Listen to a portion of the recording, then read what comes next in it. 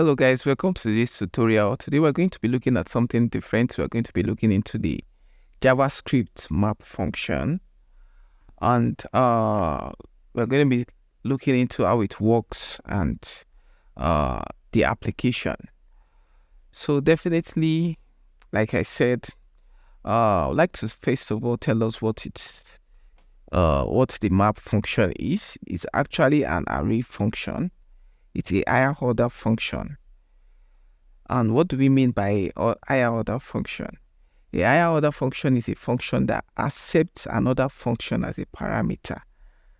And it can either return a function or any other data type as its return value. So let's keep that in mind.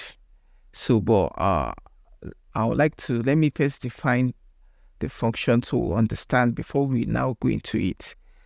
So in JavaScript, the map function is a higher order array method that allows you to transform each element of an array and create a new array with the transformed value. It's commonly used to apply a function to each element of an array and collect the result in a new array. The original array remains unchanged. So you must understand that whichever array you are calling the array function, the map function on, remains unchanged. And whatever processing you are performing with the map function is going to create a new array with the result of that. So the original array does not change. Unlike filter, if you are using filter, any change you make with filter to the array or the items is also made to the original object, the original item or array. So let's look at what a higher order function is. So like we see, I've defined it here. A higher order function is a function that accepts one or more function as argument and returns a function or any other data type as a return value. So that's why you can see or returns a function here, or return a function as its result. Okay, let me update this. Or returns a function or any other data type as its return, as its result. So let's take a look at what we have here first of all. So here is an example of what an higher order function is. First, we have this function, this square function. So what it does is receives a value and then returns the multiplication, the square of that value. So x times x is what it returns. And then we also have a sum function here. So whatever we send in, we sum it with itself.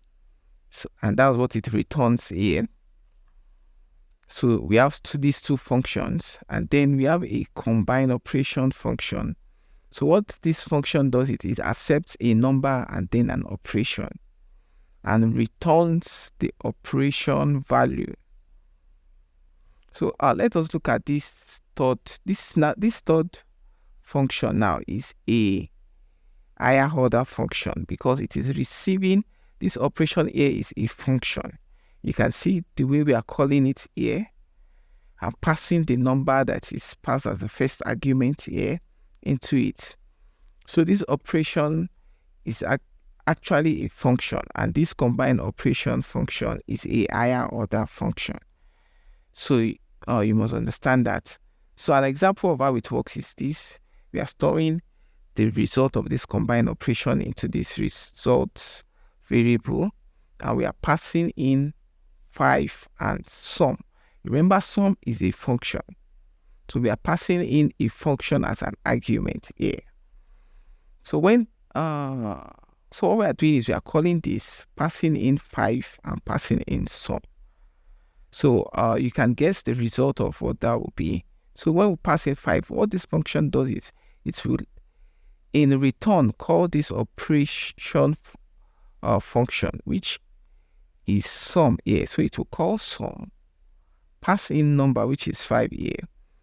And so it will return the result, which is 5 plus 5. It will return 10 for result 1. And then for result 2, try to guess the result. The result of this will be 100 because we are passing 10 to square.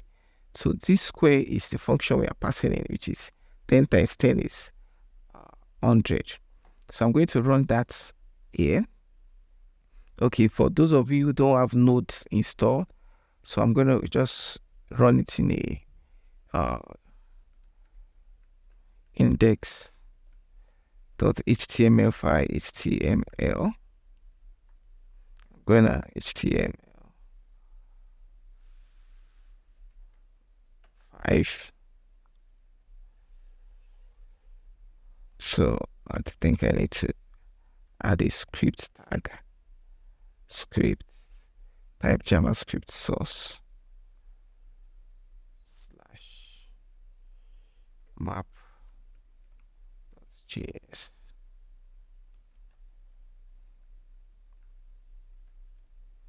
Gonna save that, and then I need to save this. So let me run this with live server.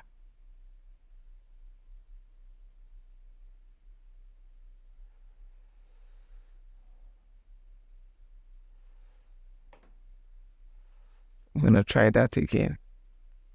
Open with live server. Always. So let's inspect and see. Move to the console. So you can see here it logs 10, which is line 21, and 100, line 22. So this is a higher order function. So that is what an higher order function is. Then going into today's topic, which is map. So we say map itself is a higher order function, but it's a array method. Remember, we use it on arrays, not objects, not integers or anything. It's used for to manipulate an array. So imagine we have an array here, and we want to multiply each of these items by 2. Traditionally, what you do is write a for loop. So I'm going to write a for loop here. I'm going to change this to I. Change the array here to numbers.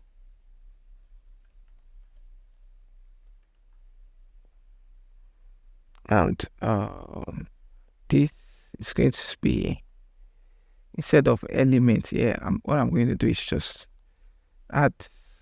Okay, so first we need to create another array where we'll put the result. So we can say const new array is equals to empty array. And then we can come here and say new, I will delete this, new array.push. So what are we pushing into it? We are pushing the number current value times 2.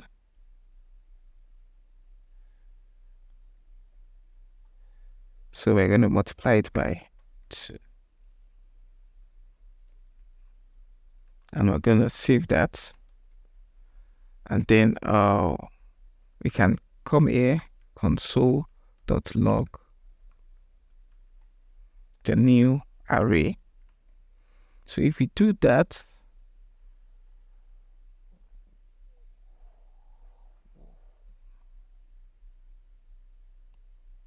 oh, so we have a mistake here. This should be numbers. So I'm going to copy this. Numbers. So we can see here, it's multiplied the array. Here we have 1, 2, 3, 4, 5. So here we have 2, 4, 6, 8, 10. It's multiplied it by 2. So this is the new array. So, but now with the map function, what we can do is just say const, I'll call it updated array is equals to numbers dot map, and then we pass in a callback function. So, and then the first parameter is going to be the item, and then the next is going to be the index. So, and then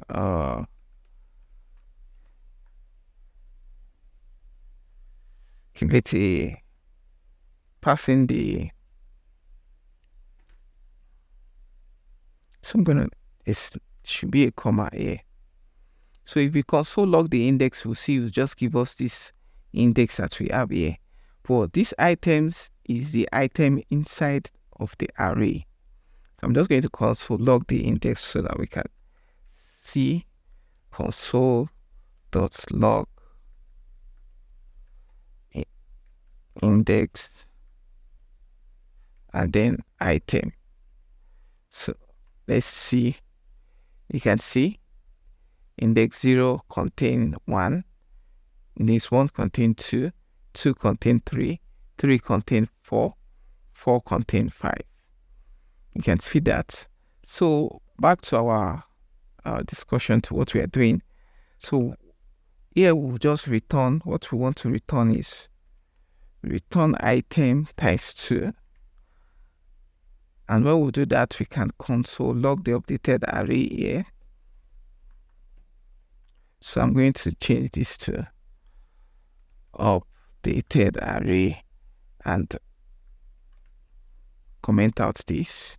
So you can see we have the updated array. If we choose to multiply by 10 instead, you can see we get the updated array also. So this is basically what the map function does. So remember that we are passing in, if what we pass in is a callback function.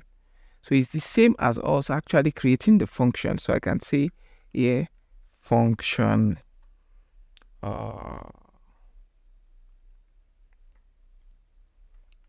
multiply x, and then I say here number and return number times, let's make it 10 like we did the other time. So I could as well replace this function I placed inside of the map as a parameter with the multiply x. I can just say multiply x and save it. You see I still get the same. You can see the line 944. I still get the same result. So that basically is what the array is used for. So it's used for manipulating what map is used for. It's used for manipulating an array. If you need to manipulate an array, the values inside to perform some operations on each of them. So, and then also other things you can do is, instead of creating a function like this, you can instead return an implicit return, which is on the same line. We can actually just do this. Remove the brackets, the curly braces there. And it will give us the same answer. So this is a shorter version of the map. And like this, we've reduced our code, the lines of our code to just one line. So if I save this, I still get the same result. So that basically is what the map function does. And you can only use this implicit return if what you are processing is not more than a single line, but if you need to perform more processing, you can just go on and use the first method, which is passing in the function. You can do whatever calculation you want to do in the function. So for example, if let's say you need to first multiply by 5 and then multiply and then check the result, I can say, okay, let me say cost.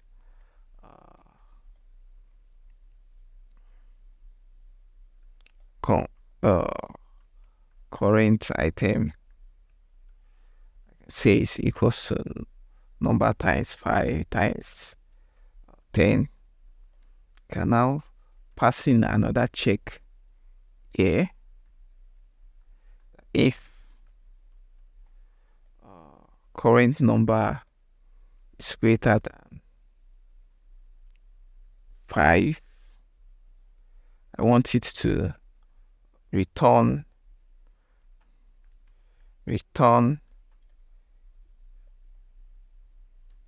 0. I can say else return current item and save this. So I can as well, okay, let me just copy this. Just gonna copy this and put it here instead of, oh, sorry about that. I guess I didn't copy it. I'm just gonna put it here and change this to item. So I can just have this, save it. Still, you can see all the items are greater than 5. So you can do more processing. For example, you might say else if, you might want to put an else if,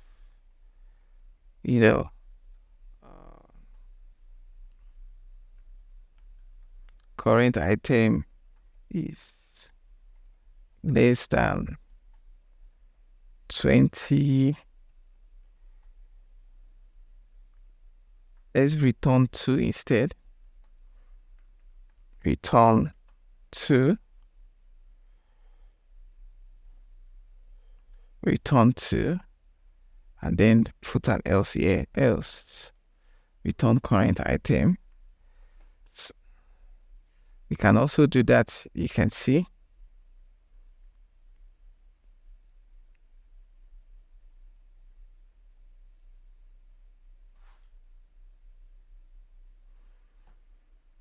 So, if it is, I guess we are having an error there. Else if current item is less than 20. If current item is greater than. Okay. I think it is because of this condition, the way so this has to be, what is happening is that when it gets here, current item is always greater than 5. So it returns this before this block of code returns.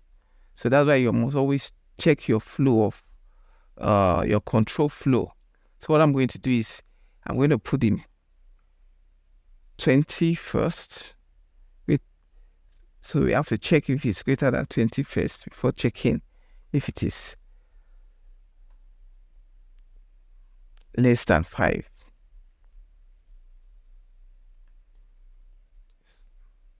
So you can see if it's greater than 20 at first, no. Less than 5, no. So it returns the correct item. I remember we've multiplied it by 10 here. So 1 times 10 is equals to 10. Is it greater than 20? No. Is it less than 5? No. So we're returning 10. The second one is 20 automatically. Is it greater than 20? No, it's not. It's actually 20. So then it comes here. Is it less than 5? No, it is not. It returns it. Then this becomes 30. Is 30 greater than 20? Yes, it returns 0. You can see, is it greater than, is 40 greater than? Yes, it returns 0. Is it greater than 50? Yes, it returns 0. So basically, that is what map is for. You can, put a whole lot of processing conditions or whatever, block of code you need to manipulate, the data in the array inside of it. So for each item, you want to perform an operation on it, fine. So you can use it for a whole lot of, for example, if you're in the back end, maybe you got a array of users now, and you want to check their roles. So you want to return only the role for a specific role, or you want to do some computation on the user data, you can use the map function. But one more other thing I need to say before I end this video is that even though the map function is easier to use than the for loop, the traditional for loop that example that I showed you before, the for loop is actually faster than the map function. So you must keep that in mind. So if you have a whole lot of, if you are working on a application where speed is priority, then you might want to use the for loop rather than using the map, the array map function, because the for loop, the traditional for loop, is actually faster than map or any of those methods. And you just need to consider this, in the application you are building. If you are processing a lot of data and speed is of importance, you might want to go for the for loop instead of using the map. So that brings us to the end of today's tutorial. See you. Kindly like, subscribe to my channel for more updates and more tutorials like this. See you some other time.